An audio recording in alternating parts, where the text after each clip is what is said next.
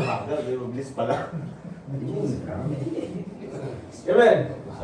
Praise God. Amen. Kamusta? Praise God! Praise the Lord. Ano sabi dyan?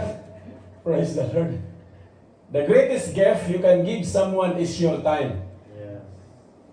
Because when you dedicate your time, you are offering a part of your life that you will never get back. Ano pong ibig sabihin? Ano pong impact sa buhay natin? Yung mga oras na nilaan natin sa isa't isa, kagaya sa araw na to, hindi mo man yan mabawi, pero mayroong pagpapala yan sa Panginoon. Yung dinidikit mo yung oras mo, magkasama tayo kahit hindi mo gusto makita ang kuyanas, o amen lang, hallelujah, tuloy ang buhay. Kasama natin si Lord. Ha? Kailangan, maintindihan natin ito mga kapatid dahil pupunta tayo sa pagbibigay.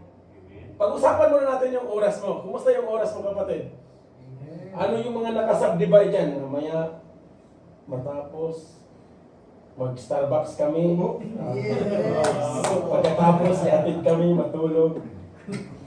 Isilent yung cellphone ko dahil may katawag ng alas 9 ng umaga. Tapos may gawain. Mga ganon mga kapatid. Whether we like it or not, may mga tinatawag tayong planning behind the scenes sa puso natin, sa isip natin. But take note, this is the greatest gift that we can give each one another. Whether ano man yung kalagayan, katayuan mo kapatid, ito'y kayamanan. Now, it will depend on you about sa iyong pananampalataya kung paano mo ito dinala sa buhay. Amen? Kaya huwag kayong iwas ng iwas. Kasi the more kayo umiwas, makikita nyo na naman ang kuyanas. Hindi natin pinaplano, pero ang Panginoon, tapat siya mga kapatid. Ito yung pag-uusapan natin.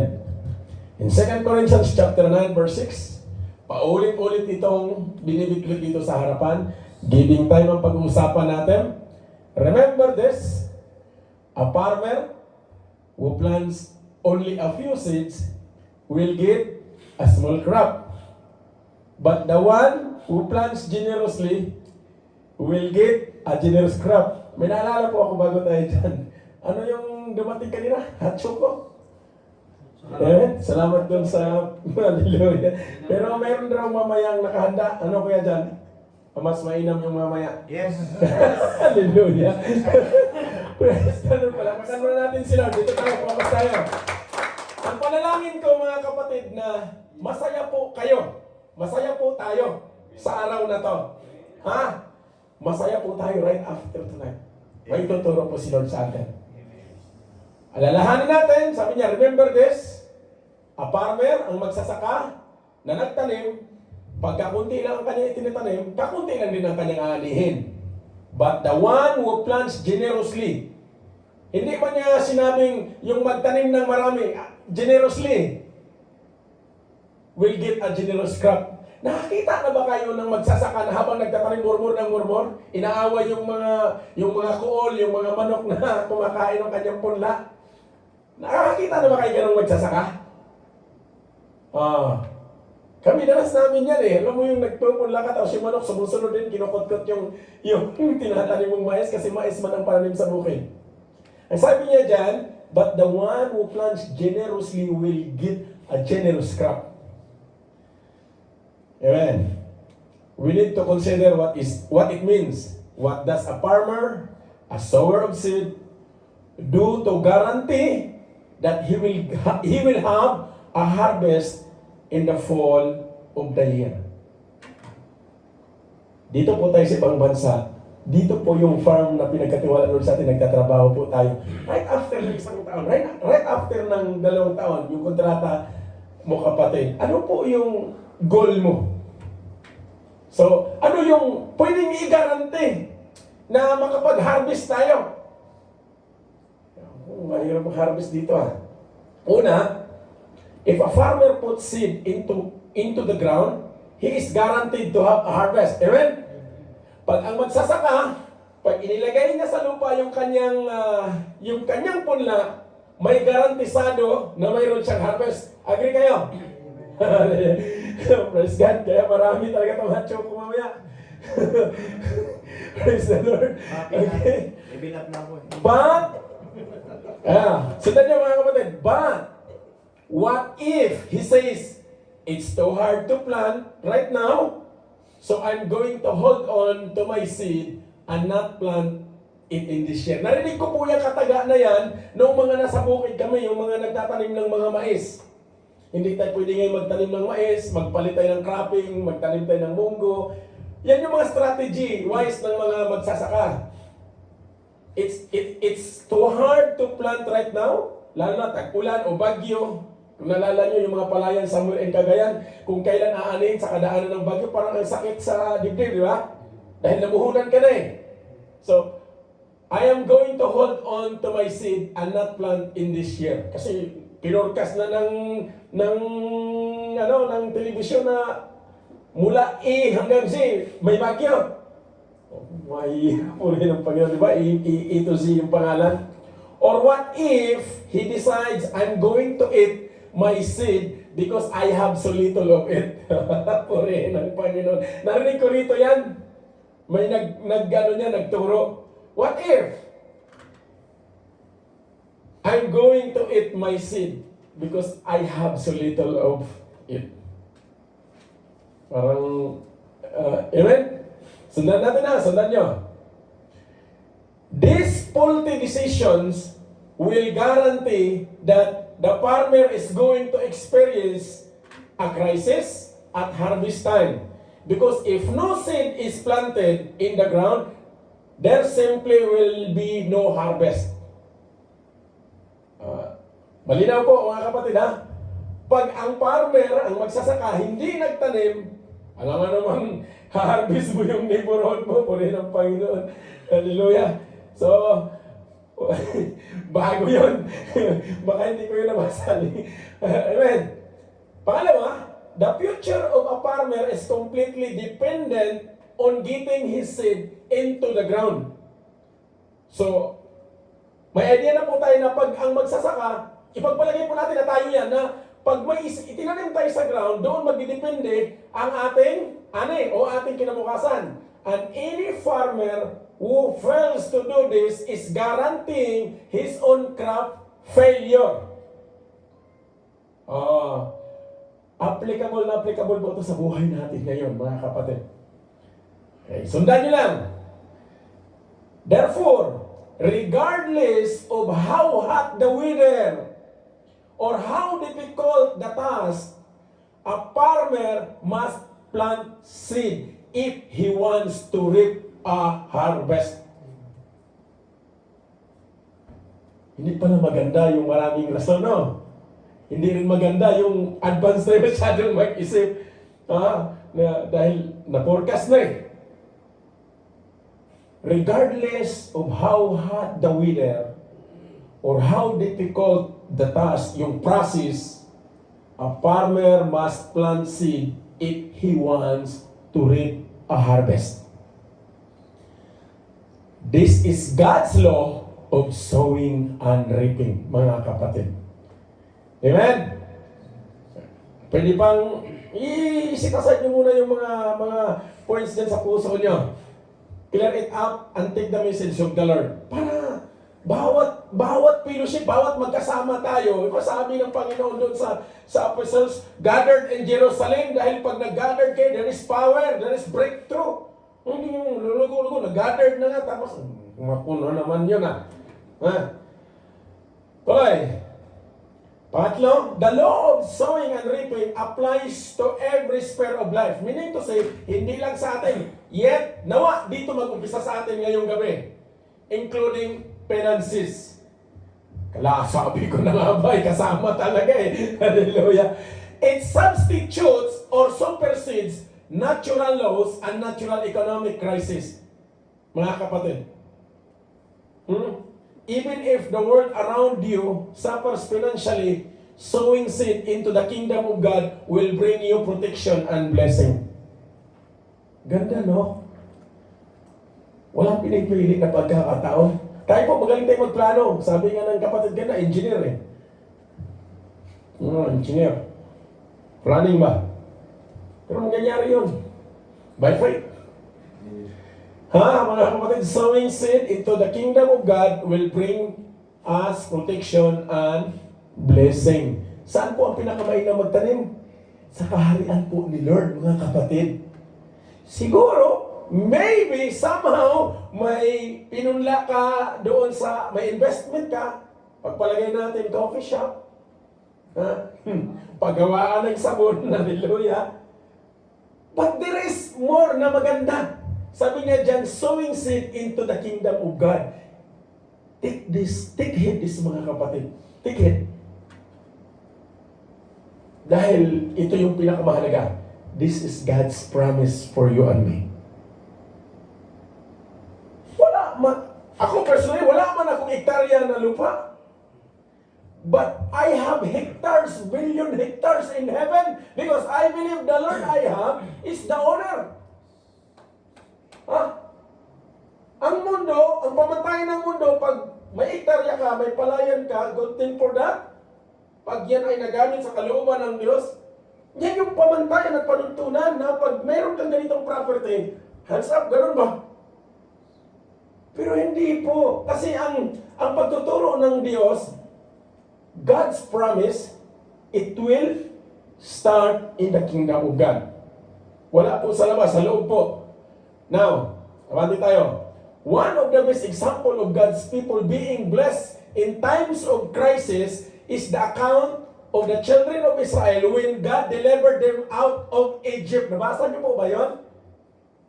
Mga kapatid, yung crisis na kinakaharap nila, God's people were blessed and protected while the world around them suffered.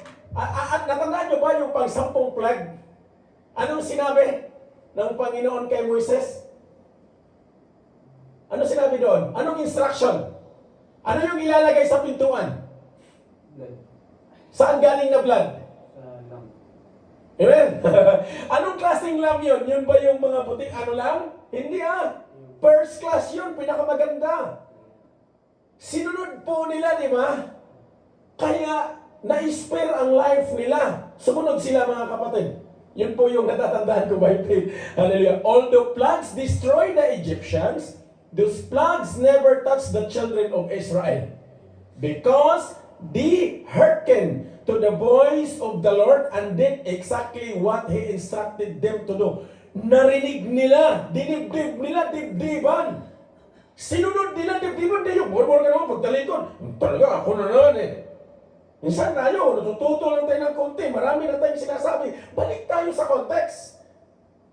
Wala tayong, kumbaga kung pamantayan lang mga kapatid, wala tayo sa kanila ba? Imagine, the world around the Israelites was falling apart. But their obedience to God's word created an invisible wall that protected them from the destruction that crippled and led west to Egypt. Dahil alam ng Diyos na may mangyayari sa Egypt along the way. Mga kapatid, nasaan na sila ngayon? Di ba? Wala ng value kung alam nyo lang. Alam nyo ba na wala ng value ang Birakla? Mga kapatid? Somehow, if Israel had not obeyed God's commands, that invisible wall would never have been erected and they would have experienced the same plagues the people of Egypt did. Wow. Nagkagulo, nagmourn sila dahil yung mga bata namatay. Pero ang mga anak nila, ano pong naganap? Nakikita nila to. Same as today, mga kapatid. Alam niyo ba, mayroong hindi magandang nangyayari sa paligid ng kingdom, but still, the kingdom is preserved by the Lord. Ang country nito, why? Because nandito po tayo. Akala nyo na, Facebook lang kayo, wala. Somehow din, magtanong din kay Lord kung ano nangyayari sa paligid. Baka mamaya, relax, hindi bali, bukas, may sahod na naman O sunod na po, may sahod na okay yan. Alam niyo mga kapatid, do not depend on that good thing. Give thanks to the Lord. Put your seed. Will increase. May increase pa. 5 na sila. Nung narinig ko, 4 yan, 5 na. Pawi yung isa. Hallelujah. It was their obedience. Balik po tayo mga kapatid. Malapit na to. It was their obedience that set them apart and saved them while the godless world around them suffered terribly.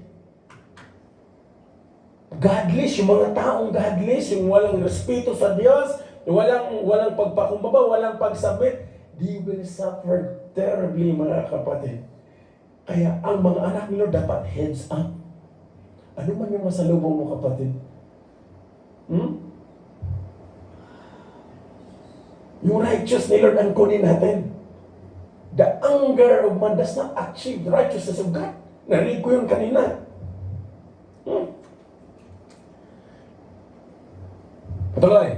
If you and I stay on track financially and give to God's work, regardless of how difficult it seems to be to do so, okay, sundan nyo to ha, we will be divinely protected, supernaturally provided for, and guaranteed a blessings multiplied back to us.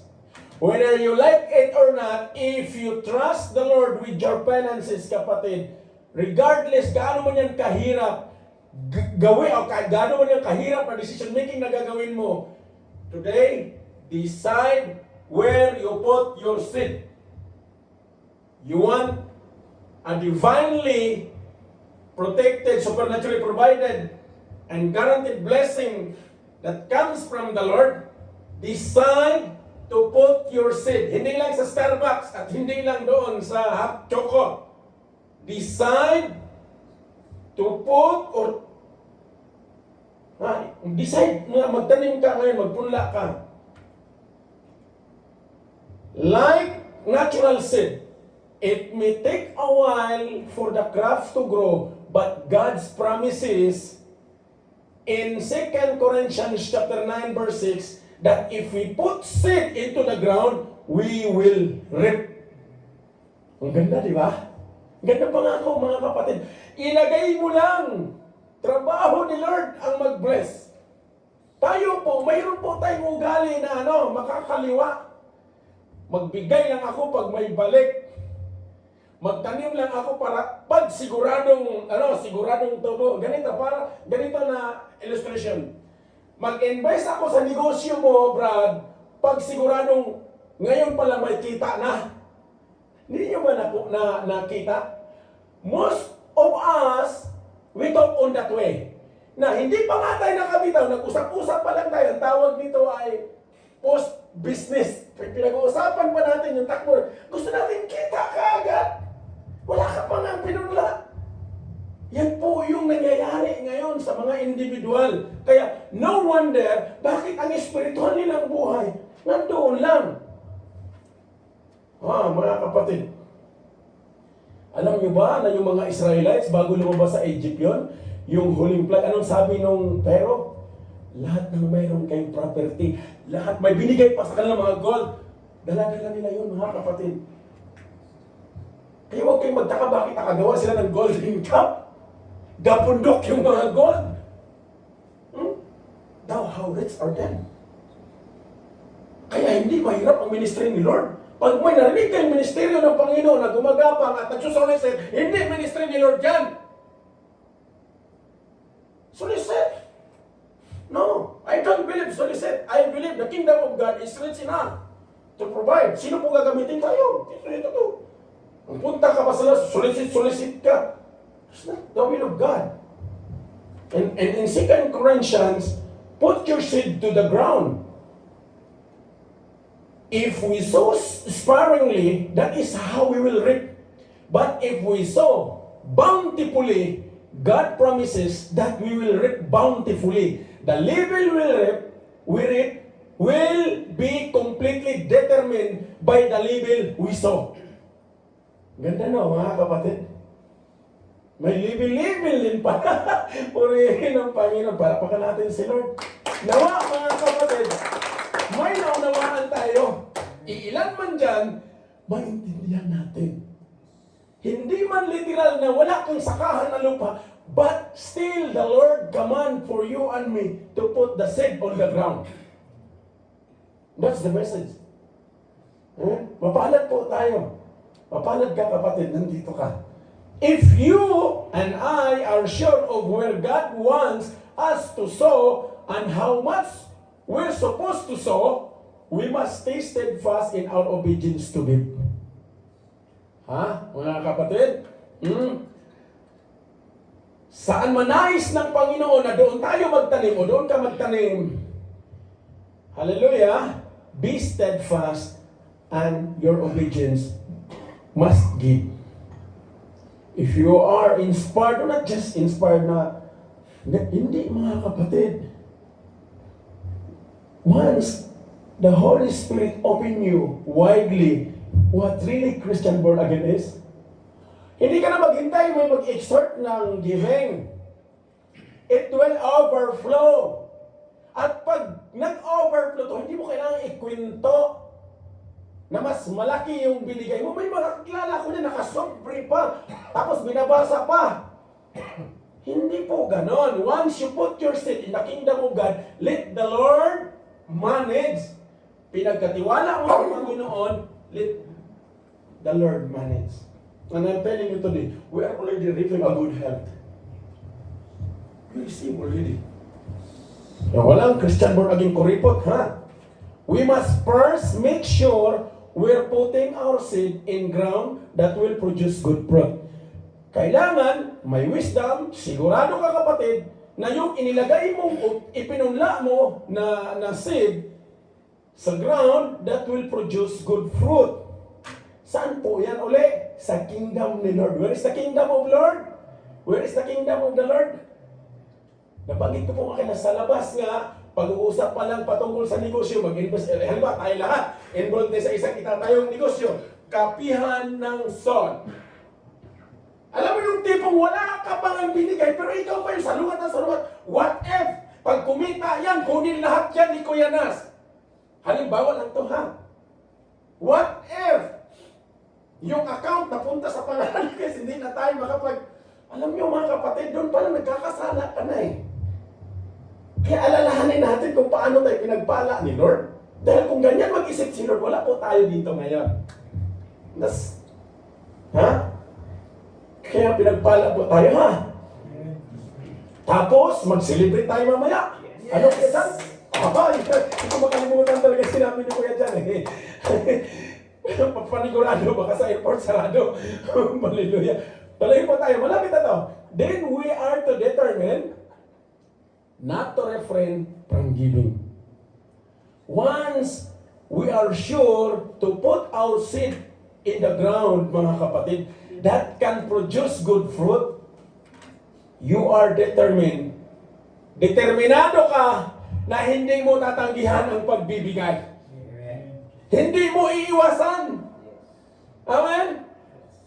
Hindi pa na regardless on the current economic climate or forecast sa iyong buhay, yung bang tipong, kanina nga, naisip ko nga kay Sir Joey, yung bang forecast mo talagang negative eh. Negative. Negative. Hallelujah.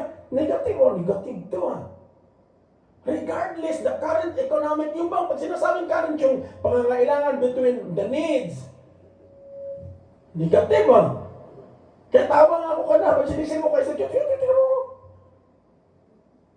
but you must determine, or you will not refrain on giving, kapatid. Why?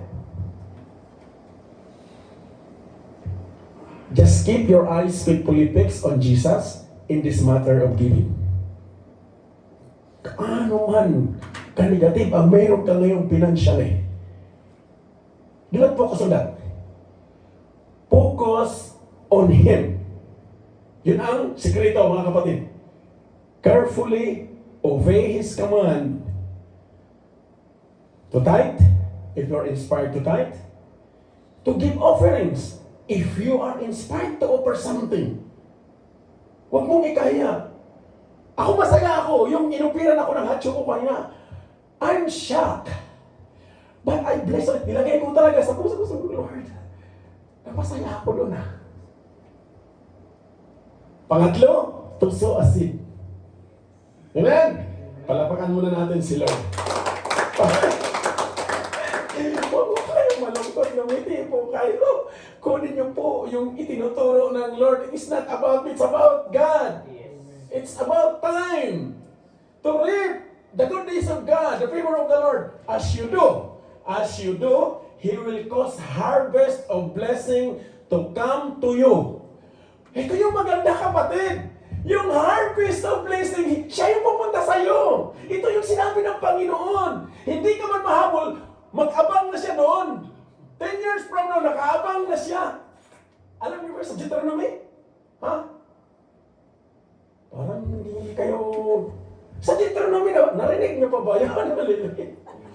Titira ka sa bahay na hindi ikaw titira. Yan po yung pinangawakan namin. Ako personally yung titira ako sa bahay na hindi kami ang nagtayo. And it happened indeed. Iinom kami sa balon na hindi kami naghuhay. At yan po yung nagaganap. Naranasan namin literally today sa pamilya. Dahil yung tubig nila nasa balon. Iba yung naghuhay. That's the promise of God. Amen? Kaya, kailangan determinado ka, kapatid. He will cause harvest of blessings to come to you. Siya mismo ang magkaman nito. Blessing. Puntahan mo doon si anak ko, anong pangalan mo? Hindi man mahirap mag-declare, di ba? Declare natin. Mag-abang ka na doon kasi paligoy-ligoy man dahil pag Starbucks lang siya. Abangan mo na ha. Deuteronomy, basa niyo Samuel in verse chapter 20. To come to you despite anything that is happening in the world around you, this is God's promise for all of us. Despite sa nagaganap sa kapaligiran, despite sa mga crisis, mga kapatid, you will found a new favor, a true living favor by the Lord. Love unto Jesus. Yan po yung sekreto. Dahil po, mga kapatid, si Jesus nakaranas din ng crisis. But still, tinutukan niya itong 12 disciples.